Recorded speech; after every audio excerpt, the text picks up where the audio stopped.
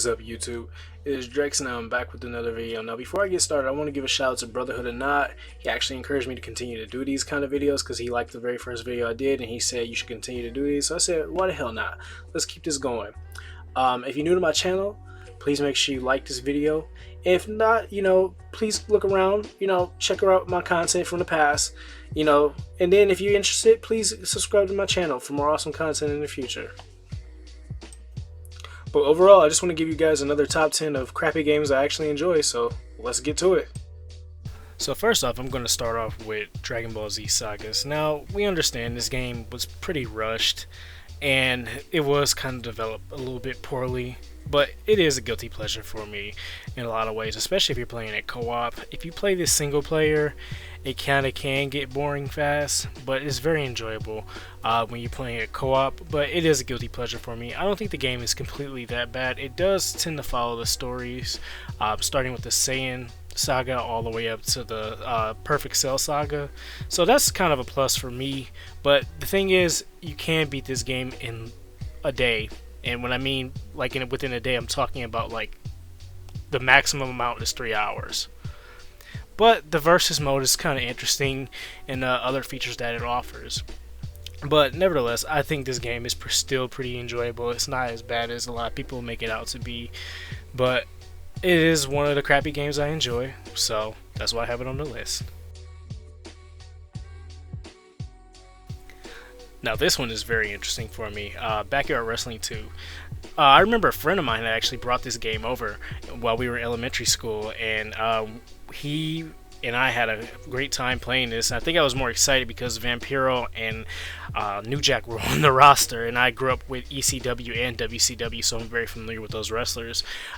For the Insane Clown Posse, I really wasn't into their music growing up, nor did I watch their wrestling promotion like that because I just didn't have access to the DVDs, and a lot of their stuff wasn't really televised as much on cable. But I thought they were kind of cool in this game, playing as them. You can also create a character in the game as well, and not only do they have legends and Insane Clown Posse wrestlers, they have plenty of other ECW legends like the Sandman, Vic Grimes. They also have adult performers in here, but I won't list them off. You can Google them and find out yourself. But the game is pretty fun.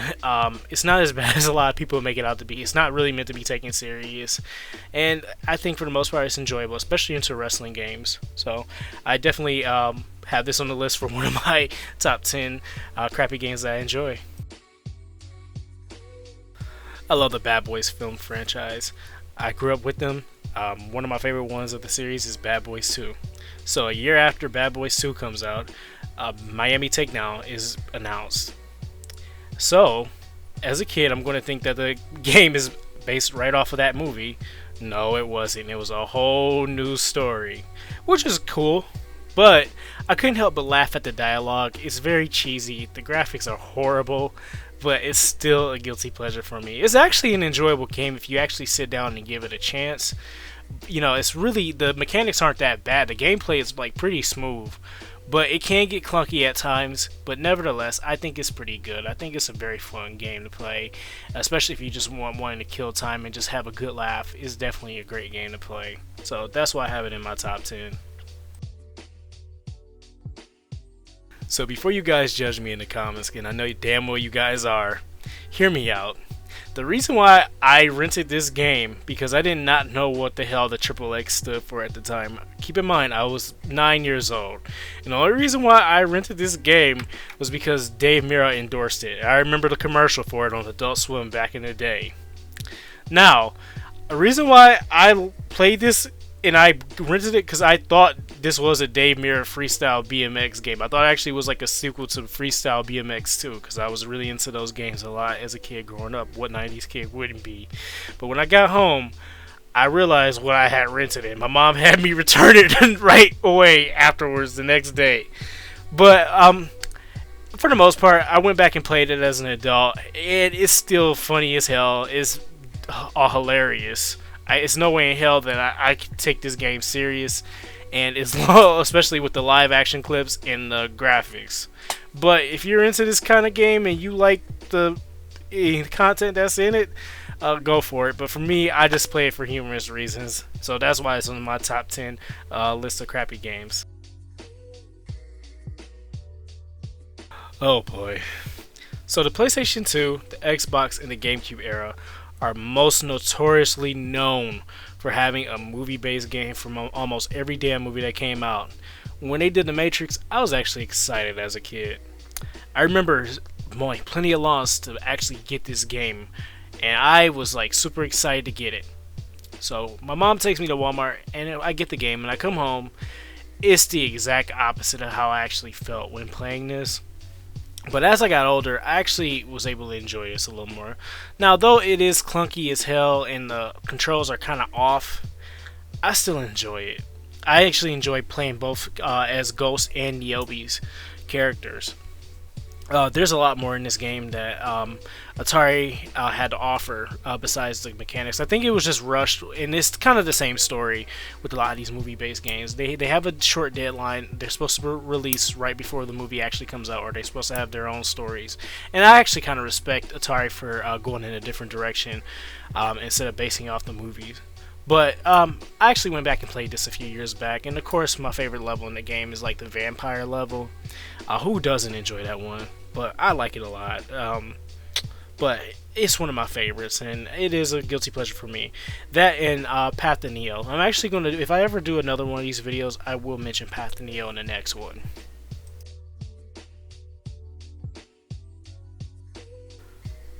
I'm actually a big fan of South Park. I don't watch the series as much as I used to because I'm busy with a lot of other things, so I'm like many seasons behind. But as a kid, I never missed any season or episode at all. But when we ended up getting a Nintendo 64 game of this, my mother said no right away, so I could never play it. However, when I would go to my auntie's house, my cousin had it, so I'll be able to play it on that. And I remember when he would have his friends over from his high school, we would actually play it 4-player and listen to the favorite dialogue of our favorite South Park characters while getting attacked by plenty of turkeys. A barrage of turkeys, actually. So, it is a crappy game, but me as a South Park fan, I'm going to put it on the list anyway. It's still an enjoyable game, and I still laugh at it to this day forward. So, that's why I have it on my list. So I didn't grow up in the 70s, obviously, because I wasn't even born. But I didn't know anything about Blues Brothers from SNL, and I didn't know anything about the movies growing up. However, I do remember some friends actually renting the Nintendo 64 game, A Blues Brothers 2000, that was based off of the film. And I remember playing it, I remember hearing in the menu music Aretha Franklin's Respect.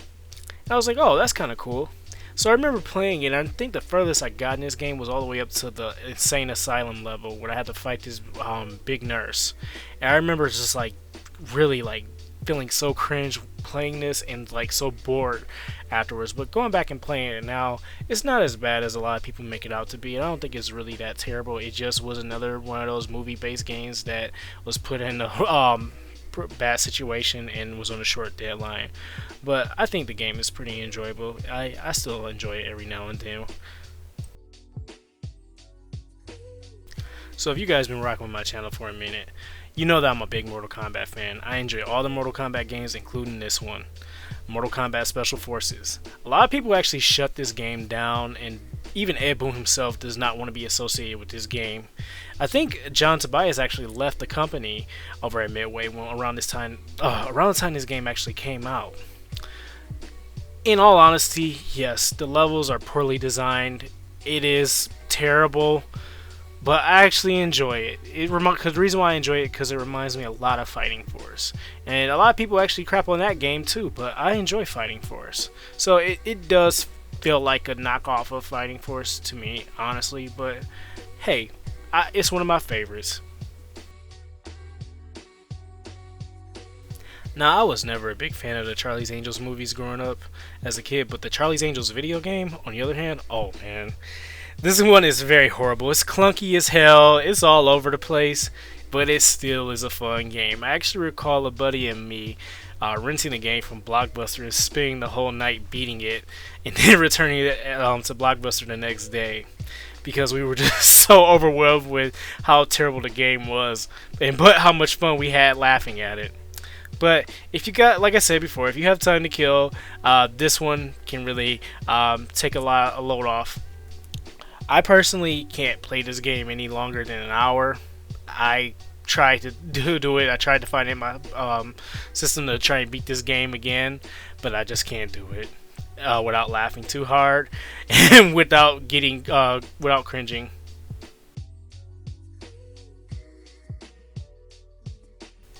No, I actually disagree that this game is actually crappy. But to be fair about it, if I was a gaming journalist and I was someone that was actually being paid to do reviews on video games and play them, I will have to say that this game is mediocre as hell. But I still enjoy it.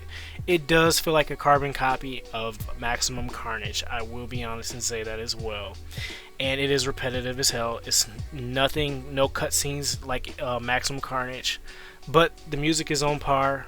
Everything is on par for me. I actually beat this game. I think the reason why I don't have any issues with this, like a lot of people do, is because I actually beat this co-op with a friend. So, I can't speak for anybody else, but I honestly think this game is pretty good. A lot of people just shut it down because it is kind of a repeat of Maximum Carnage, but I personally like it a lot. So that's another top 10 of my favorite crappy games that I actually enjoy. Tell me what your favorite guilty pleasures are in the comments below. Other than that, this is Drex and I am out.